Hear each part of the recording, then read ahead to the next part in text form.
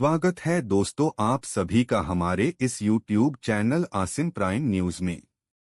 मैं हूं आपका आसिम और लेकर आया हूं देश दुनिया की ताज़ा तरीन और भरोसेमंद खबरें लेकर। आइए शुरुआत करते हैं। ईरान, इजराइल और अमेरिका जैसे देशों से निकलकर आई है बड़ी अपडेट और हमारे साथ जुड़ चुके हैं अशोक कुमार पांडे और स्वागत करते हैं अशोक जी का आज की सबसे बड़ी खबर देने के लिए है। देखिए ये पूरी रिपोर्ट, शुरुआत कीजिए अशोक जी।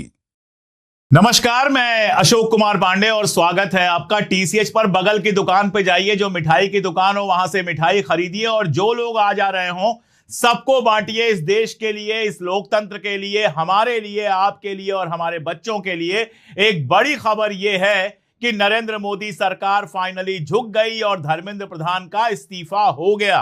धर्मेंद्र प्रधान ने ट्विटर पर अपना इस्तीफा पोस्ट किया और कहा कि पिछले 10-12 दिनों से जो हो रहा है उससे मेरा मन बहुत दुखी है, वगैरह वगैरह बक सब लिखा। लेकिन असल चीज जो है वो ये है कि धर्मेंद्र प्रधान ने फाइनली इस्तीफा दे दिया। मोदी जी डर गए कि धर्मेंद्र प्रधान के इस्तीफे के बाद अब मोदी जी के इस्तीफे की मांग पूरे देश में उठने लगी है। मुंबई में जबरदस्त भीड़ आई है, आज बिहार में आंदोलन हुआ, उसमें हिंसा भी हुई और दिल्ली में इंटरनेट बंद होने के बावजूद, खाना बंद करने की मतलब जोमेटो स्विगी का खाना बंद करने के ऐलान के बावजूद, दुनिया भर की पुलिस, सीआरपीएफ और जाने क्या क्या लगाने के बावजूद यहां के बच्चों ने जो ताकत दिखाई है, मैं सलाम करता हूं इन बच्चों को। मैं सर झुकाता हूं इन बच्चों के सामने कि इनकी जिद के आगे एक ऐसी सरकार को झुकना पड़ा जिसके नेता मंत्री कहा करते थे कि इस सरकार में इस्तीफा नहीं होता है। अरे इस सरकार में ऐसा आंदोलन भी नहीं हुआ था जैसा हमारे बच्चों ने खड़ा किया और इस आंदोलन के आगे सरकार झुकी। सब करके मोदी जी ने देख लिया। 20 तारीख को लाठी चलवाई। हमारे दोस्त हैं प्रशांत टंडन, उन्होंने एक बड़ी खूबसूरत बात लिखी है कि भाई हमारी पीढ़ी तो पिट पिट के बड़ी हुई थी। हमारे माँ बाप को जब प्यार दिखाने का मन करता था तो 2 थप्पड़ लगा देते थे, लेकिन ये जो पीढ़ी है इनको बड़े नाजों से पाला गया है। हमने अपनी बेटियों पर कभी, अपने बच्चों पर कभी हाथ नहीं चलाए और इन बच्चों पर जब 20 तारीख को लाठियां चली, जब हम लोगों ने देखा कि हमारे वो बच्चे जिनको हमने नाजों से पाला है उनको पुलिस बर्बरता से मार रही है, तो बर्दाश्त नहीं हुआ। सोनम वांगचुक, अभिजीत, दीपके, सौरभ दास, सबका शुक्रिया। किसी से कोई शिकायत नहीं है, जो शिकायत होगी बाद में करेंगे। दुख बस इतना है कि ये लोग साथ में खड़े नहीं थे, लेकिन छोड़ दीजिए, उस पर बाद में बात हो जाएगी। शुक्रिया ये राहुल गांधी का शुक्रिया कि इस जन जी के साथ खड़े हुए। आज नेहा जो लगातार अनशन पर थी, आयशा की नेता हैं, युवा नेता हैं, उनके साथ राहुल गांधी नजर आए। कल नजर आए थे जिस बच्चे को छर्रे लगे थे, पैलेट गन का इस्तेमाल जिसके ऊपर हुआ था, उसके साथ।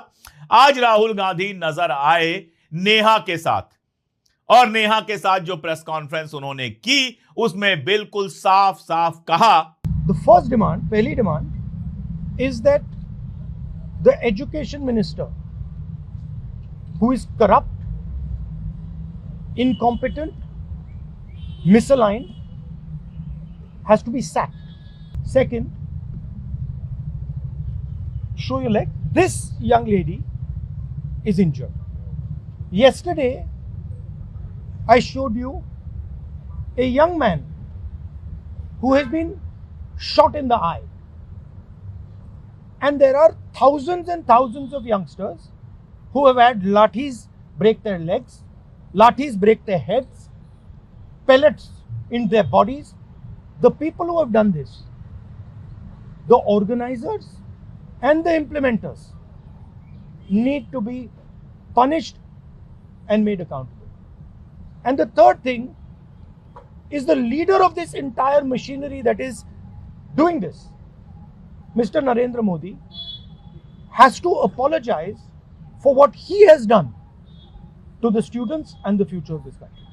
और नेहा ने कहा कि यही हमारी डिमांड है। राहुल गांधी बिल्कुल सही डिमांड कर रहे हैं कि धर्मेंद्र प्रधान का इस्तीफा हो, जिन बच्चों ने आत्महत्या की उनके मां बाप को कंपनसेशन मिले और नरेंद्र मोदी माफी मांगे। और देखिए, प्रेस कॉन्फ्रेंस खत्म होती है, उसके थोड़ी देर बाद धर्मेंद्र प्रधान का इस्तीफा आ जाता है।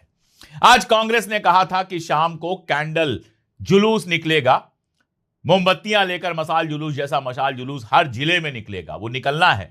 लेकिन उसके पहले ही सरकार झुकती है और सरकार झुककर धर्मेंद्र प्रधान का इस्तीफा दिलवा देती है।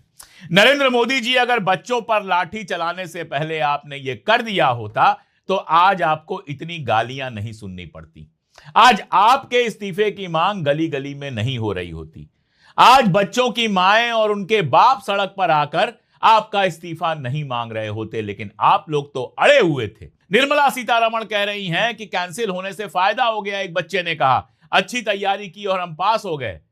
वो जमाना गया जब आपका आईटी सेल और गोदी मीडिया जनता को बेवकूफ बना लेता था। यह नई पीढ़ी है जो आपके ही टाइम में पढ़ लिख कर बड़ी हुई है। इसने कांग्रेस का राज भी नहीं देखा है। इससे आप ये नहीं कह सकते कि कांग्रेस के जमाने में यह हुआ था। आपको लगा था लाठियों से डर जाएंगे बच्चे, आपको लगा था एक बार पीट देंगे तो दोबारा ये बच्चे नहीं आएंगे। गलतफहमी थी आपकी, ये आपकी गलतफहमी थी कि ये कोमल बच्चे दोबारा नहीं आएंगे। बच्चे तो आके कह रहे थे अंकल आज भी लाठी चलाएंगे क्या? ये बच्चे पुलिस से कह रहे थे कि तुम्हें शर्म नहीं आती, किस मुंह से घर जाओगे और बच्चों को अपने मुंह दिखाओगे कि बच्चों को मार कर आए हो। ये बच्चे अपनी सफाई खुद कर रहे थे। ये बच्चे वहां पर एक दूसरे के खाने का ध्यान रख रहे थे, और रख रहे थे नहीं, रख रहे हैं। अभी जंतर मंतर खाली नहीं हुआ है। जंतर मंतर से जश्न के वीडियो जरूर आ रहे हैं जिनको देखकर मेरा मन एकदम खिला हुआ है। जो 12 साल की जेल बनाई गई थी उस जेल को तोड़ दिया है इन बच्चों ने। जो 12 साल से ये एक परसेप्शन बनाया गया था कि विरोध नहीं किया जा सकता इस सरकार का, वो बिखर गया है। जो 12 साल से 56 इंच की इमेज बनाई गई थी वो 6 इंच की करके रख दी इन बच्चों ने। मोदी जी एक वीडियो बनाते हैं फिर दूसरा वीडियो बनाते हैं, खुश होते हैं कि मेरे वीडियो की विजिबिलिटी बहुत है, बहुत लोगों ने मेरे वीडियो को देखा, बहुत दूर तक गया, इतने मिलियन उतने मिलियन। भाई साहब वो उम्र आपकी नहीं है कि वीडियो के वायरल होने पर खुशी मनाइए। इतनी खुशी तो हम लोग भी नहीं मनाते। कभी वीडियो कम देखा जाता है, कभी ज्यादा देखा जाता है। लेकिन मोदी जी के समझ में आ गया कि ये बच्चे ना वीडियो की चॉकलेट से बहलने वाले हैं, ना फ्रेंड्स कहने से भ्रमित होने वाले हैं। इन बच्चों ने ठान लिया है कि शिक्षा मंत्री को इस्तीफा देना पड़ेगा। पहले सेक्रेटरी का इस्तीफा हुआ, उसके बाद 50-55 लोगों को हटाया गया एनटीए से, और अब धर्मेंद्र प्रधान ने सीधे सीधे इस्तीफा दे दिया है। यह बच्चों की बड़ी जीत है। और नरेंद्र मोदी जी को यह भी सीखना होगा कि अब इस देश में तानाशाही बहुत हो गई। बच्चे परेशान हैं, रोजगार नहीं है। बच्चे परेशान हैं कि शिक्षा संस्थाओं को लगातार प्राइवेटाइज किया जा रहा है, गरीब के बच्चे के पढ़ने के लिए जगह नहीं है। बच्चे परेशान हैं कि हर तरह का भ्रष्टाचार है। मंदिर के नाम पर बच्चों को और जनता को भरमाने की कोशिश की गई, बहुत कोशिश की गई कि मंदिर के नाम पर इनको भरमाया जाए, लेकिन फिर यह पता चला कि मंदिर में भी चढ़ावा चोरी हो रही है, करोड़ों की चोरी हो रही है। चंपत राय जैसे लोग बैठे हुए हैं जिनके सामने नोट गिनने वाले नोट लेकर चंपत हो जा रहे हैं, हीरा चुराकर चंपत हो जा रहे हैं, सोना और चांदी चुराकर चंपत हो जा रहे हैं। बच्चों ने वो भी देखा। बच्चों ने यह भी देखा कि हर चीज को हिंदू मुसलमान बनाया जा रहा है। जब कोई बात आए हिंदू मुसलमान हिंदू मुसलमान हिंदू मुसलमान, और बच्चों ने देखा कि जब सारी दुनिया चांद पर जा रही है तो यहां सिर्फ हिंदू मुसलमान चल रहा है। इस आंदोलन ने यह सीख दी है, और नरेंद्र मोदी अगर यह सीख देंगे तो उनके लिए और देश के लिए, सबके लिए बहुत बेहतर होगा कि जिंदा कौमें 5 साल तक इंतजार नहीं करती। लोहिया ने कहा था लोग चुपचाप बैठकर बर्दाश्त करते नहीं रहेंगे।